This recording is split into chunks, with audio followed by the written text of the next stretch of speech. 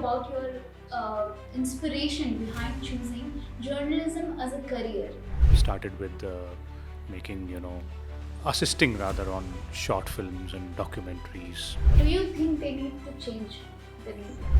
to change the mindset in the television industry that what they are creating is what people want to watch. So, what advice would you give to the budding journalist? They will have to, learn to adapt.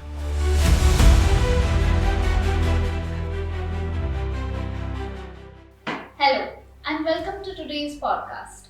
I'm Akanksha Patra, a student of journalism and mass communication here at Lovely Professional University. We are thrilled to bring you an insightful conversation with a very special guest, Mr. Vishal Dahiya, senior journalist and former editor of Sansadtv.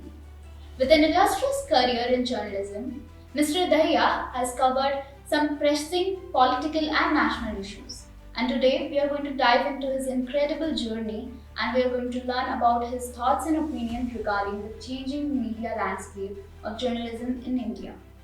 We are honored to have you here with us, sir. Thank you for joining us. Thank you very much, Akanksha, and I thank the LPU, that is Lovely Professional University, as well for bringing me on this platform. It is really wonderful interacting with you and other young minds and the faculty members as well. Thank you, sir. So, sir, to start with, I would like to ask you about your inspiration behind choosing journalism as a career and how you navigated the challenges that came to you during your career and how did you manage it with all those political pressure and everything. Well, that's a bunch of questions in a question, but let me answer them one by one. First, about the inspiration part. It looks like from the graduation days, I was more inclined towards the medium of mass communication. Started with making, assisting rather on short films and documentaries, and ended up directing a auto show. Perhaps, if I'm not wrong, India's first auto show on DD National. That time I was as young as you guys, pretty young mind, unpolished one, but uh, wanting to learn new facets, new aspects of the medium of mass communication. Must have been around 19 and a half, 20 odd years of age when I ended up directing my first serial. That is the auto show which I was talking about. And it was such a mesmerizing journey from there onwards, learning with the industry professionals how to write, how to, write to visuals, how to shoot, how to stand in front of the camera, behind the camera, how to use various tools. And at that point in time, I remember it was an AB roll editing. It was not digital softwares like we have today. So learning those techniques at first hand, it was such a mesmerizing world that I ended up, going more deeper and deeper into that. And then came a point wherein I realized that while watching television, it was an era when the satellite TVs were, making their mark. Channels like Aaj Tak, G News, they were all making their mark in the first initial days of the 21st century. So that attracted me as well. And why not move on to journalism, specifically the news world? And from there onwards, have never looked back. So that explains the inspiration part. In terms of the journey, it has been a whirlwind kind of journey, topsy-turvy, I would say, in all senses. Got to learn a lot of things, have stood on pavements for hours together, have ran behind, the cars of politicians to try and extract a view from them. Have waited for hours at the end for an interview with a news-making personality. have done shows from the studios, from the field, both recorded and live shows as well. Thousands of hours of anchoring, almost around, I haven't given a perfect counting figure, but more than around 7,000 hours of anchoring I've done on various topics, numerous aspects: politics, policy, international affairs, security affairs, business, economics. Have learned lots of things on the job only. I had no idea about business journalism or economics of it. Learned it on the job, understood how it works, the confluence between the politics and the economy, uh, the confluence between the policy and politics, and got the opportunity to interview a huge number of newsmakers, from politicians to policymakers to industry stalwarts, and covering almost 40 elections over a period of more than 2 decades, assembly and parliamentary elections altogether, other major events. So that has been the journey, both behind the camera, in front of the camera, as a reporter on the field, as well as a team leader, as a bureau chief, as an input head, as a somebody who is into planning and scheduling as well. Even on the desk, how to hone up the skills of my other team members, and then moved on and joined the digital bandwagon. Nowadays it is all about digital, and it's an entirely different world, and therein lies the challenges as well. So, how do you see the influence of digital media on the traditional media? Do you think that the television news channels would eradicate over time? Because we see that prediction going to be. Well, I remember when satellite television was settling in, and when they were making their mark, when they're becoming very popular in the initial years of the 21st century, the first decade itself, so called. There were naysayers about the print media as well. They used to say that the print is dead, newspapers are dead. But we still have newspapers, we still read newspapers. Similarly, the advent of new technologies every day, and the path breaking movements on the digital front are also prompting people, many experts and many industry experts, to say that perhaps, as you're pointing out, this might be the last leg of the traditional television medium. I both agree and disagree, and I'll give you points for that. I agree because of the fact that there is a difference between television and newspaper, that is the print medium. Print medium has its own charm. Unfortunately, for television medium, there are too many similarities with the digital medium. There were a lot of differences between what people had in terms of newspapers and what they were offered in terms of television channels or satellite channels. So, satellite channels prevailed over a period of time, but newspapers retained their own identity and sort of experimented and improved further, used their expertise on different platforms as well, and stayed relevant to a greater extent. But there is a lot of similarity between television and the digital medium. The biggest similarity is that the screen has become smaller. Television and mobile, the screen has become smaller, but ultimately you're watching it on screen. So the big question, 5 years down the line, people are asking now only, but 5 years down the line, the big question might be that why has television industry faded out, and perhaps the answer might lie in the fact that why would somebody want to sit in front of a 50-inch or a 40-inch television set and watch the same thing if they can watch it on the go on a 10-inch screen on their mobile or on their laptops or on their ThinkPads or iPads or or whatever other device, perhaps with the advent of technology you might have, foldable telephones, foldable mobile sets as well. So unless there is a revolutionizing change in both the technology for the television industry and also the content creation by the television industry, I'm afraid these fears might be true.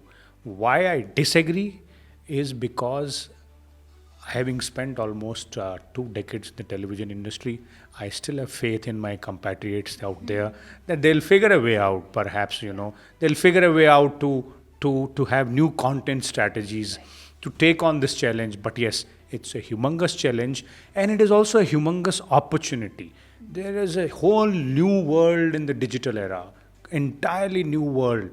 There is, as of now, some of it might not make sense, but with the onset of artificial intelligence, it opens completely new world. Right. Right. So, sir, how do you think that newsrooms will need to adapt to changing technology and audience behavior? Should the traditional media like news channel like Aaj should shift their channel to digital platforms like First Post? I would like to recognize. So, do you think they need to change the media? Well, they're already changing. For example, you mentioned First Post, and if we look at another established player like Aaj Tak, Right. they have almost hundreds of YouTube channels. Their presence on digital platforms. So that is a clear indication that they are changing. Even big uh, industry stalwarts like TV Today Network or TV 18 Network, they have this concept of a amalgamated newsroom as well, wherein every resource, by resource I mean journalists who are there, they have to work for all platforms. They have to write for their websites. They have to make news stories or programs for television channel, and they also have to make similar content for their digital platforms as well. But you asked what needs to be done in the newsroom. I would shout out to my friends in the industry out there and say, first and foremost change which is to be brought is to change the mindset in the television industry that what they are creating is what people want to watch. Perhaps the entire TRP game is outrightly flawed. That's an entirely different discussion altogether.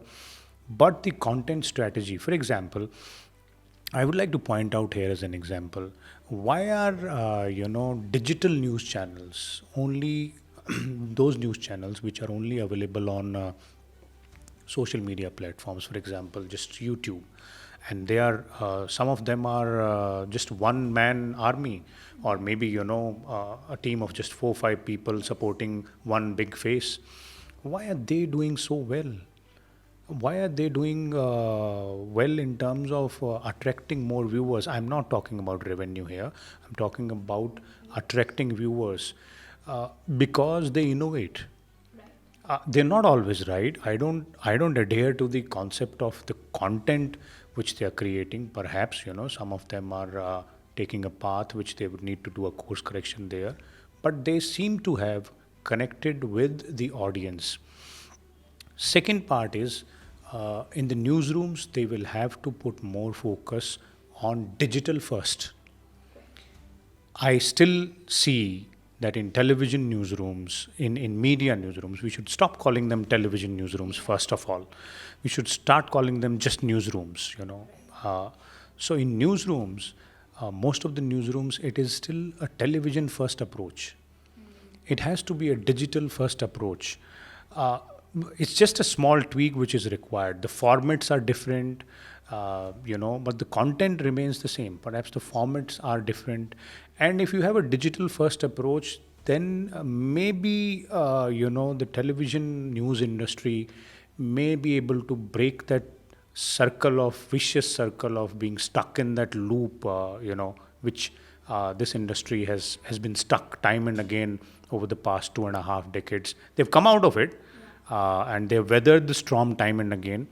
this time around, the change is for real. They will have to realize that. So, how do you think media today is fulfilling its duty as fourth pillar of democracy?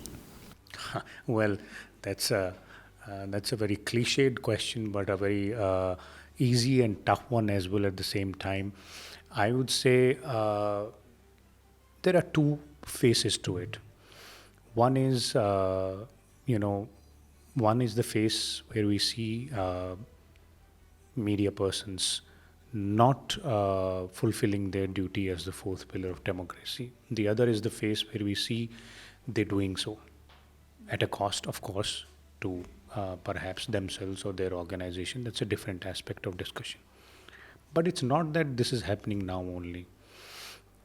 It is more apparent now because the media is now beaming directly from a time when the media was reaching the intended audience maybe once in a day in the morning when the newspaper wala will drop a newspaper at your house, to the time when it was beaming directly into your drawing rooms through satellite channels. Now it is beaming directly into our hands every second of the day. So therein lies more scrutiny. Uh, these two faces which I was talking about, those who fulfill their responsibility and those who are not fulfilling their responsibility, they existed when newspapers were the only source. Both sides existed then. Both sides existed during the satellite TV channel era as well. Both sides exist now as well. This is a tug of war which will keep on going, keep on continuing.